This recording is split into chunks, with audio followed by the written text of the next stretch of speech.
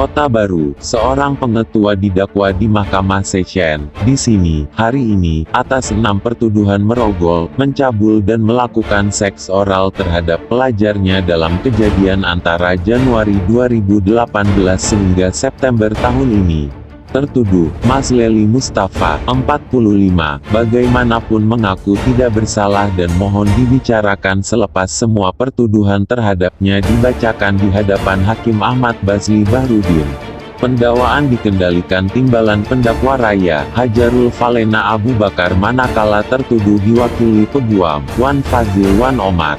Mengikut pertuduhan pertama dan kedua, tertuduh didakwa menyentuh badan dan merogol seorang kanak-kanak perempuan berusia 14 tahun di pejabatnya di Macang jam 10 pagi pada 26 Januari 2018. Pertuduhan ketiga pula, tertuduh didakwa merogol mangsa sama, serta di lokasi sama jam 10 pagi pada 23 Februari 2019. Bagi pertuduhan keempat, tertuduh didakwa dengan maksud seksual menyebabkan mangsa menghisap kemaluannya dalam kejadian pada 22 Februari lalu, dalam sebuah kereta jenis Honda BR-V, antara jam 9.30 malam hingga pukul 11.30 malam di tepi Jalan Macang Kuala Kerai. Pertuduhan kelima, tertuduh didakwa melakukan perbuatan sama di pejabatnya pada jam 10.30 pagi 22 Agustus 2020. Bagi pertuduhan terakhir, tertuduh didakwa dengan maksud seksual menyentuh kemaluan mangsa yang ketika itu berusia 16 tahun pada 15 September lalu.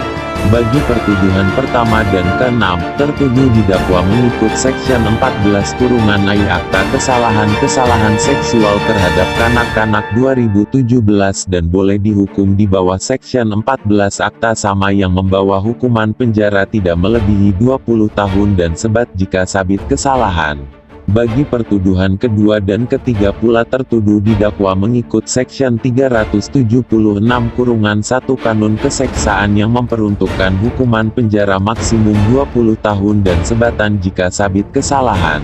Sementara itu, pertuduhan keempat dan kelima, tertuduh didakwa mengikut Section 14-D Akta Kesalahan Seksual terhadap Kanak-kanak 2017 dan boleh dihukum di bawah Section 14 Akta yang sama yang membawa hukuman penjara tidak melebihi 20 tahun dan sebat jika sabit kesalahan. Terdahulu, Hajarul Falena memohon supaya tiada sebarang jaminan ditetapkan untuk tertuduh. Wan Fazil pula dalam rayuannya memohon mahkamah menetapkan ikat jamin sebanyak Rp5.000 untuk setiap pertuduhan. Mahkamah bagaimanapun menetapkan ikat jamin sebanyak Rp35.000 dengan seorang penjamin untuk 6 pertuduhan. Tertuduh membayar ikat jamin yang ditetapkan oleh mahkamah. Mahkamah menetapkan 24 Januari depan untuk sebutan semula kes dan keputusan laporan perubatan.